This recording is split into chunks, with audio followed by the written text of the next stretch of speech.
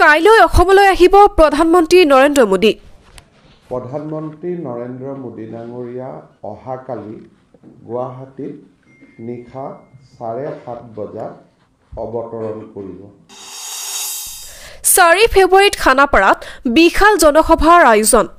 গুৱাহাটীৰ খানাপাৰা খেলপথাৰত ভেটেনাৰী খেলপথাৰত তেখেতে অসমবাসী ৰাইজক সম্বোধন কৰিব।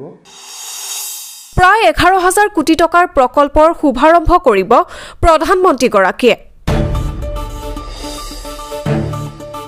নিৰ্বাচনৰ দিন চমু চাপি অহাৰ লগে লগে সকলো নেতা পালি নেতাই ব্যস্ত হৈ পৰিছে এতিয়া নিৰ্বাচনক লৈ। নিৰ্বাচনৰ পূৰ্বে অসমলৈ আহিব প্ৰধানমন্ত্ৰীগৰাকী।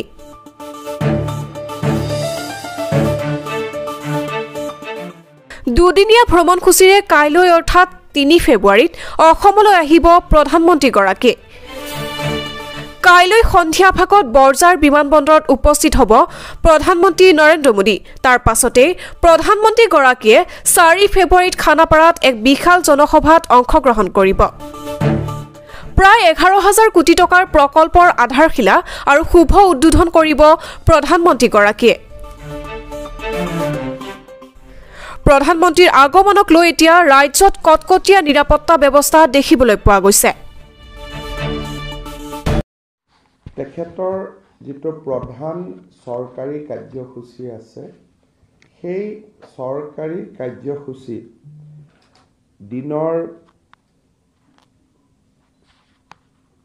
11:30 বজাত গুৱাহাটীৰ খানাপাৰা খেলপথাৰত ভেটেনাৰী খেলপথাৰত তেখেতে অসমবাসী ৰাইজক সম্বোধন কৰিব আৰু ৰাজ্য চৰকাৰ আৰু কেন্দ্ৰীয় চৰকাৰৰ কেইবাটাও প্ৰকল্পৰ শুভ উদ্বোধন কৰিব। ৰাজ্য চৰকাৰৰ উদ্যোগত হ'বলগীয়া প্ৰজেক্ট কেইটাৰ বিষয়ে মই আপোনালোকক অৱগত কৰিব খুজিছোঁ যাতে এটা সম্যক ধাৰণা হয় যে কোনকেইটা প্ৰকল্প তেখেতে শুভ উদ্বোধন কৰিব। প্ৰকল্পকেইটাৰ আমি অডিঅ' ভিজুৱেল আপোনালোকক দেখুৱাম যাতে আপোনালোকে অনুভৱ কৰিব পাৰে যে কেনেকুৱা ধৰণৰ কাম বা কৰ্মযজ্ঞৰ তেখেতে সূচনা কৰিব। প্ৰথম যিটো আঁচনি PM ডিভাইন যিটো প্ৰধানমন্ত্ৰী ডাঙৰীয়াই উত্তৰ পূৰ্বৰ কাৰণে আৰম্ভ কৰিছিলে সেই PM ডিভাইন আঁচনিৰ অধীনত আমি মা কামাখ্যা দিব্যলোক পৰিযোজনা যাক চমুকৈ কামাখ্যা কৰিডৰ বুলি কম সেই কামাখ্যা কৰিডৰৰ তেখেতে আধাৰশিলা স্থাপন কৰিব আৰু এই প্ৰকল্পৰ ব্যয় 498 কোটি টকা ধাৰ্য কৰা হৈছে আৰু এই সমুদায় ধন PM ডিভাইন আঁচনিৰ জৰিয়তে কেন্দ্ৰীয় চৰকাৰৰ পৰা ৰাজ্য চৰকাৰে লাভ কৰিব। মাটি অধিগ্ৰহণ আদি কৰাৰ নামত কিছু অতিৰিক্ত ধন খৰচ হোৱাৰ সম্ভাৱনা আছে যি ৰাজ্য চৰকাৰে বহন কৰিব।